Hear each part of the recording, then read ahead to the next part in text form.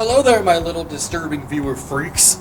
It's been a while since I've done something like this. It's been a while since I've done sort of like an improv-ish, vlog-ish kind of video where it's either like stories or me talking about things I like.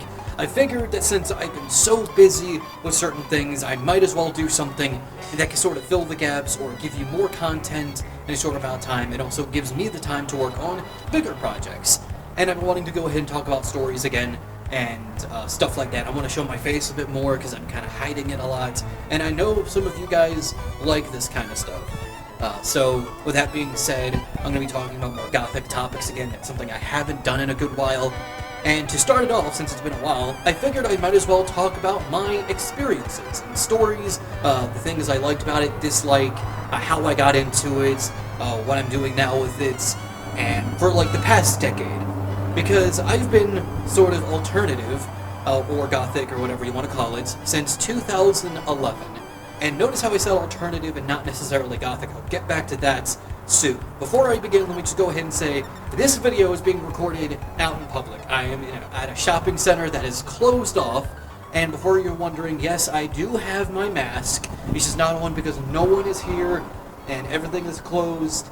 And my state allows people to be outside without a mask as long as you don't intend to go inside a store. When you go inside certain stores, you have to wear a mask. Another thing is that you might hear cars go by, you might hear birds chirping since it's like, what, 4 a.m., almost 5 a.m.?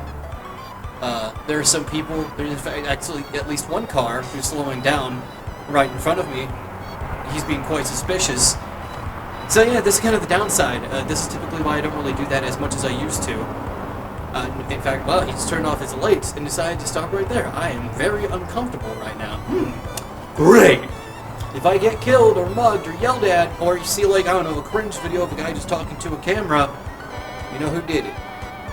Fuck you. Just leave me be. I may be out in public, but goddamn. Now where to start? How about I might as well start where it all started? Like, how did I get into the scene? How did I start dressing the way that I do? And so on. And to be honest, I don't really have a clear-cut answer. It had been so long since I wanted to go ahead and do something like this that I can't even remember the legitimate reason. It could be a number of reasons. It could be a specific reason. Maybe a certain person inspired me. Maybe, I don't know, maybe a piece of media inspired me. You know how some people say that fictional media may have inspired us to do certain things. You know that theory that Cinderella is like a huge inspiration for people to have like foot fetishes? It's like how media influences that stuff. It could be that, I don't know. I do have a few thoughts on that. For the longest time, my family thought that I was doing it because of my sister.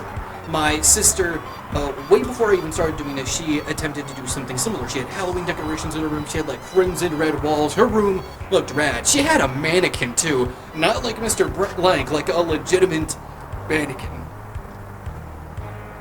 As a mannequin, I was a little nervous of. And my family always said, like, we thought you were doing this because your sister did it at one point. And I'm like, I barely remember those days. I remember the big Halloween decoration she had over her bed because it was fucking cool and rad. But, yeah, I don't know if it was my sister. The thing is, I'm not denying it because I think it's a good possibility. I do think that maybe deep down it could be my sister. It's like, her influence may have, like, inspired me a little bit. I'm not entirely sure. But I really can't say. It could be, I'm not denying it, but I'm just saying it might not be because I don't have any memory of saying like, I want to do this because my sister did. I did do a lot of things because my sister did it. That's how I discovered YouTube in the first place many years ago. It's how I did several different things. It's one of the reasons I took up art. So for all I know, maybe my sister was a bigger influence than I thought. I can't say for sure because there's a lot of things in my life that may also say it could be something else. By the way, that's an 18-wheeler. Did I mention I'm right beside a road? Like, literally, I'd say, like, 20... Yeah, it's not even 20. That's a lot of feet, but you can see a road right there. I see a Hobby Lobby, I see a Wendy's, and that car is still sitting there, making me very, very uncomfortable. I don't know why they're just sitting there. They're just making me very uncomfortable. This is weird. This is the first time I do this in God knows how long. Could be years since I've done kind of like a vlog thing like this. The first thing that happens, someone wants to make me feel uncomfortable. Great! I may be strange, I may be talking to a camera out in front of the public in a closed down shopping center. I don't judge you, dick ass. Another thing that I feel like could be an inspiration, and this is going to come off as a little cringeworthy, is Kingdom Hearts. Kingdom Hearts is one of my favorite video game franchises of all time. I discovered it back when Kingdom Hearts 2 was new. This is before I even got a memory card, so I just kept replaying Roxas' story over and over again. But to this day, it's one of my favorite video game series of all time. I will say, as an adult, I do kind of see it more as a little silly. Because think about it, it's a series where Donald Duck meets Cloud Strife, and I don't care how big of a Kingdom Hearts fan you are, but I think we all kind of got to admit, that's a little strange. It's a little unusual. I have to fight the darkness within me. Gosh, I'm gonna die.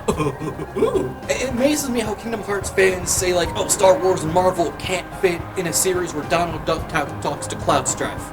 I really don't understand the logic. It's like saying guest characters can't be in Smash Brothers. Moving on though, I feel like with like Sora and the attire that he wears, and overall the aesthetic of Kingdom Hearts 2 for character design, it's Kingdom Hearts 1 was more Disney-esque, it was more colorful. Kingdom Hearts 2 there was a lot more zippers, uses of black. Riku had longer hair, he was basically like an emo pretty boy. Sora wore black clothing despite the fact that he's like meant to be this jolly character. Literally all the members of Organization 13, Mickey Mouse was wearing this shit. And I think that may have been kind of an influence for me, which is kind of weird. You probably think it would be like a band like Bauhaus, or a film like Dracula, or, I don't know, the original black and white Little Shop of Horrors may have been an inspiration. No, it was just this boy with spiky hair carrying around a key with Donald Duck and Goofy standing by his side fighting shadow monsters called Heartless. Which leads me to believe that maybe, I don't know, my attempts of being goth I think sometimes were more emo. Because when I finally started getting to dress the way that I thought was gothic, I wore skinny jeans, I wore really tight band shirts, I didn't even know who the bands were. I was a toothpick, I was really skinny, my chest popped out a lot more, and I had red bangs over my eyes. Yes, I was that kind of person. I also had these really big shoes, I forget what they're called, Osiris's? I can't remember, it started with an O. The only thing that's remained the same, because I don't have my shirts anymore, I don't have the skinny jeans anymore, because I'm not a big fan of wearing skinny jeans anymore, and also I got taller and chunkier. The only thing that I have still are my accessories. This is stuff that I've had since high school. You can tell, especially with these chains on my pants, because they're all brown and rusty. You see that? So with that being said, I think those were the two biggest culprits. It could have been also stuff like Newgrounds Flash animations because of how edgy they were.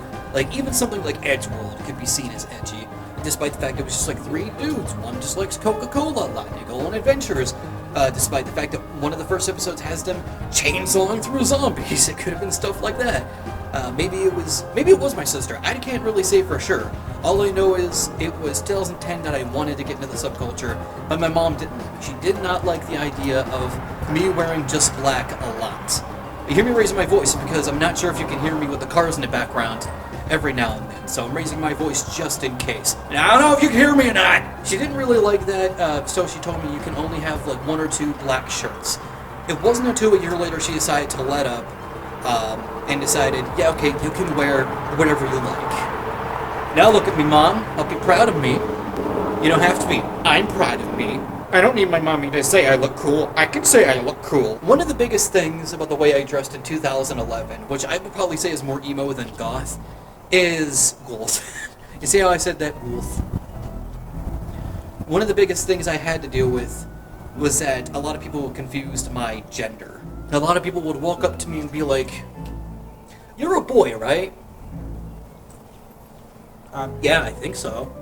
Pretty sure last time I checked. And I had some people ask me, like, are you a boy or a girl? And some people who would just make an assumption, like, one time I went to McDonald's, I was in high school, and I got my order, and the lady came up to me and said, "Here's your order, ma'am." And this lasted a very, very long time. The last time it happened is when I was, let's see, I was in Washington State. No, wait, no. I was here in Pennsylvania when I was working at the Sunoco gas station. I was telling my workmate, ironically enough, what happened. Like, hey, back then, people confused my gender. People thought I was a girl sometimes. And she was like, "No way! I shit you not, pixel perfect." The next person comes in, an older lady, she gets some cigarettes, she looks at us and says, "You two ladies have a good time." And my workmate that I was training at that point was just like, "Yeah, what'd I fucking tell you?" It just happened, literally the biggest string of luck ever.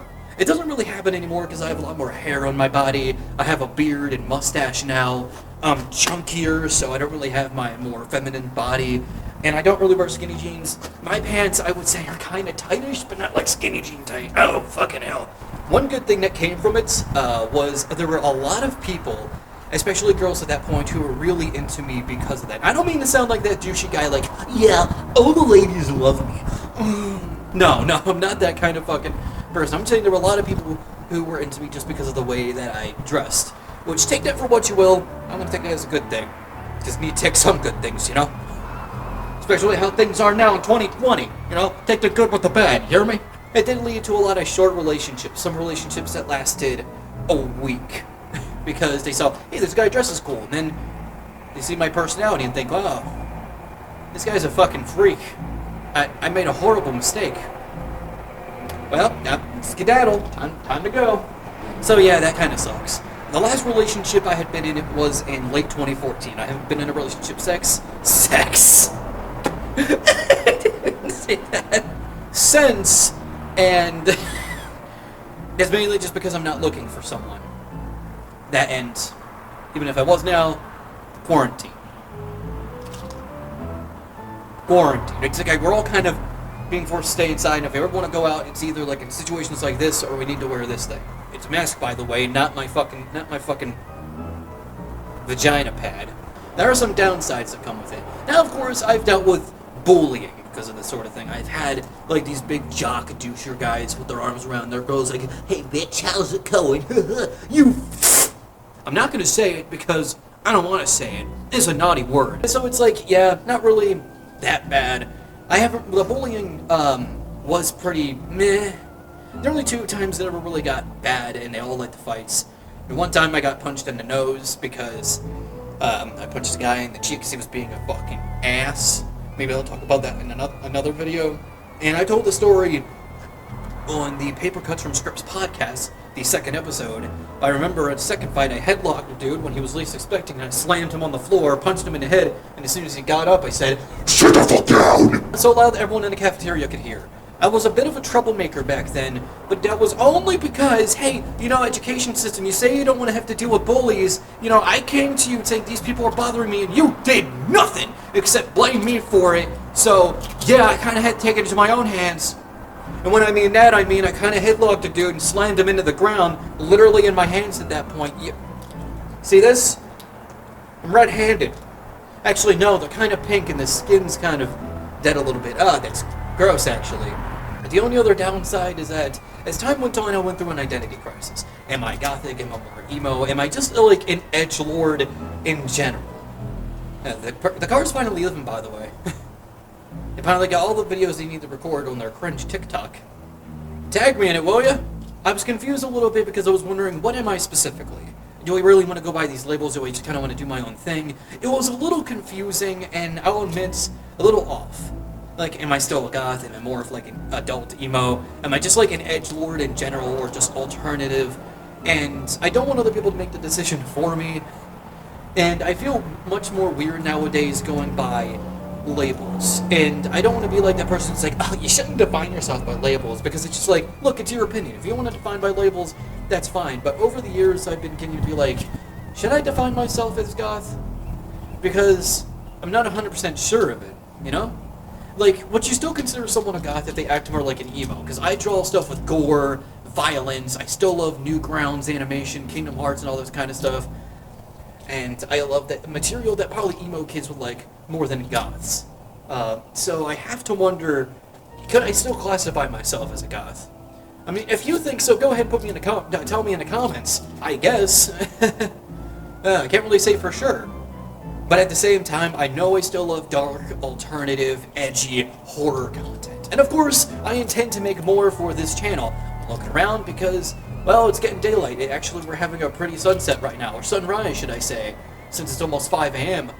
But with that being said, if you would still classify me as gothic, go ahead and put that in the comments, or tell me some of your stories that came from dressing either gothic or alternatively in general. I would love to hear those kind of stories. That being said, thank you all so much for watching, and I didn't plan an outro. I really didn't. Do I even need an outro? End screen.